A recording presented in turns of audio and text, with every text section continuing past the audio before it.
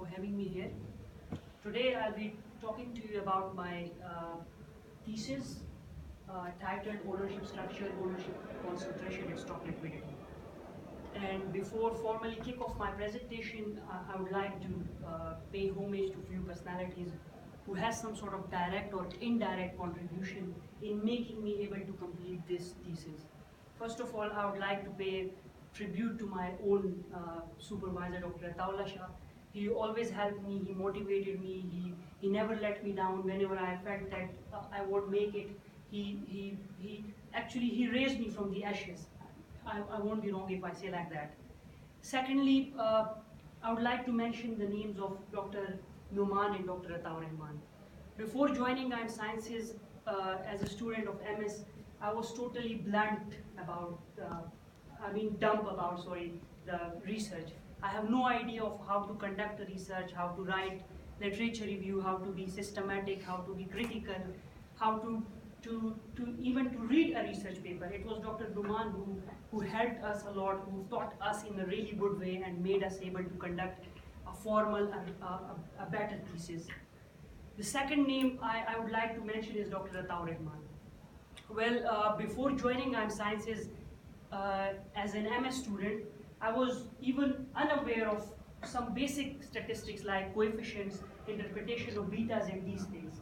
It was he who made us to. Now I'm personally doing, analysis on different softwares and analysis on different websites for different people and earning a handsome money on different econometric models and these things.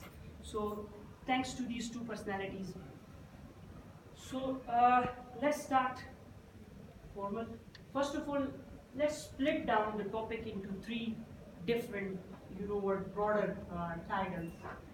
So we got ownership structure, ownership concentration, and stock liquidity.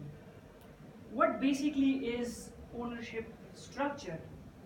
Well, if we do not talk about corporation and we just talk about normal businesses, then we get two types of ownership structure, that is partnership and sole proprietorship.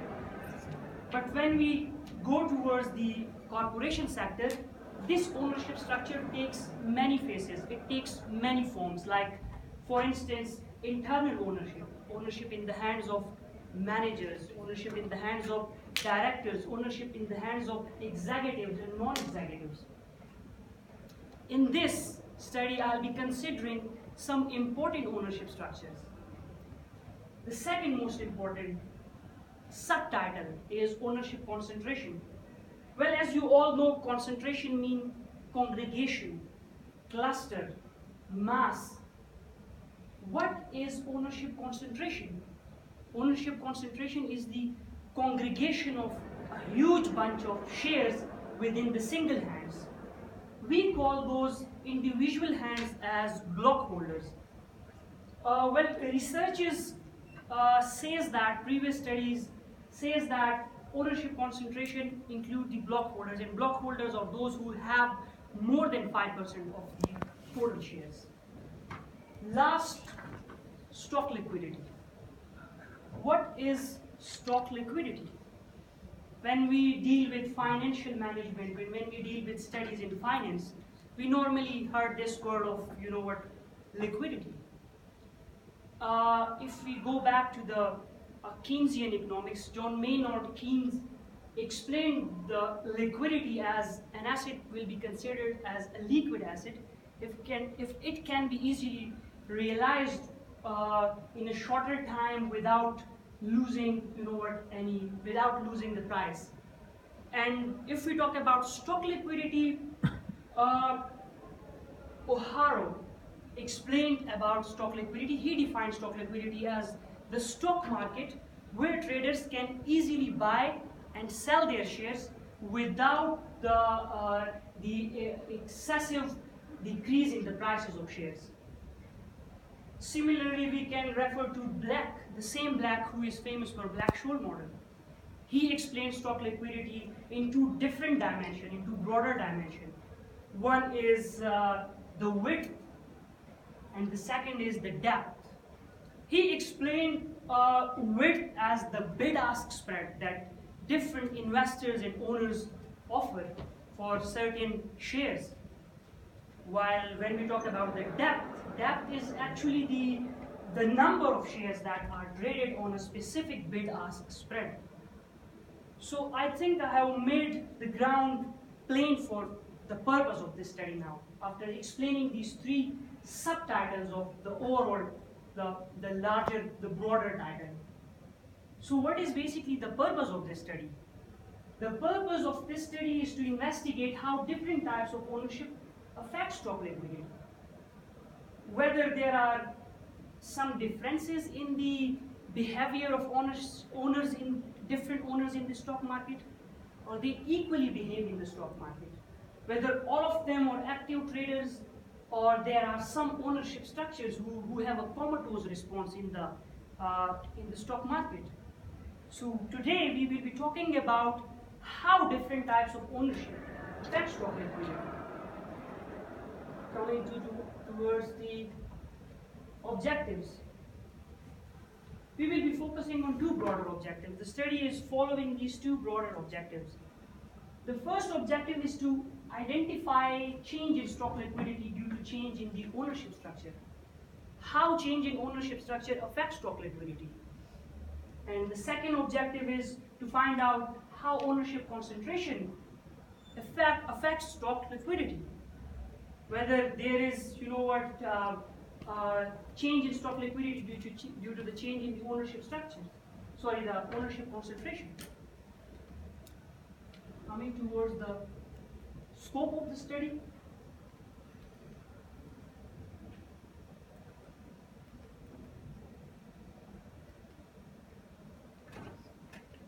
Okay, scope. Well, the scope of this study is confined to the listed firms of Pakistan Stock Exchange during the time period of 2006 through 2015. We will be dealing with all the listed firms of Pakistan Stock Exchange during this 10-year period from 2006 to 2015. What is basically the contribution of this study? What the study is contributing? The contribution of this study is empirical contribution. Well, before conducting this study, I found very limited researchers in this field who deal with the ownership structure, ownership concentration, and stock liquidity. In fact, to be very honest, I did not find even a single study who is tackling this issue, who is representing this issue, that how ownership structure and ownership concentration affect stock liquidity. So basically this study is adding in the existing field of knowledge by testing the already drawn hypothesis in certain other contexts of the world. Significance. Well, the study has significance for investors, for current investors, and for the potential investors. Why? Well, what investors actually want in the stock market? They want easy entry and easy exit. But if the liquidity is not as good in the stock market, they will stuck in the stock market. They won't be having a good, an exit or entry point for them. Secondly, the results of this study demands the firms should pay more attention to their ownership structure, more specifically disclosure policy, and improve quality of information to the different spectrums of ownership. Okay, let's come to the literature review now. What I have done in the literature review, I have focused on systematic and critical ways of writing literature review. Systematic in the sense that I have given proper orders in the literature review. I have described all the topics in proper order and in details. Critical in a way that I have compared different studies. I have found similarities and differences in different studies regarding this topic.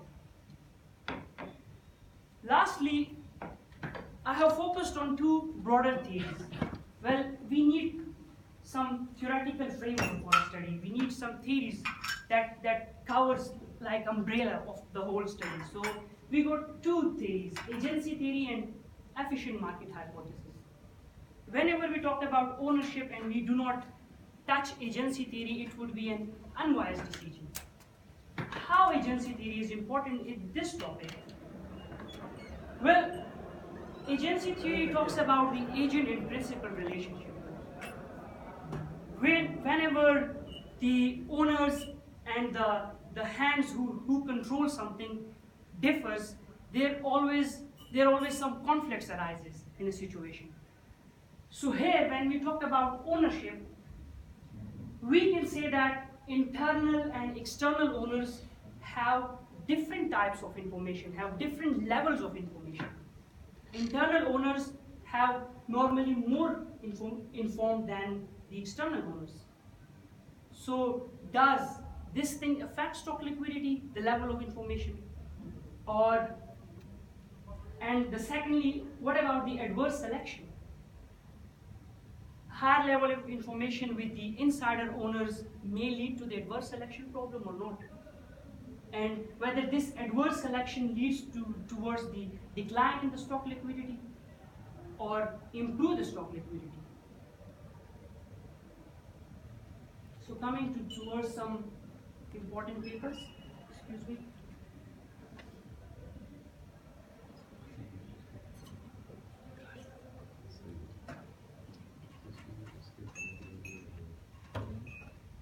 Okay, the very first paper is about the effect of, I got 5 columns.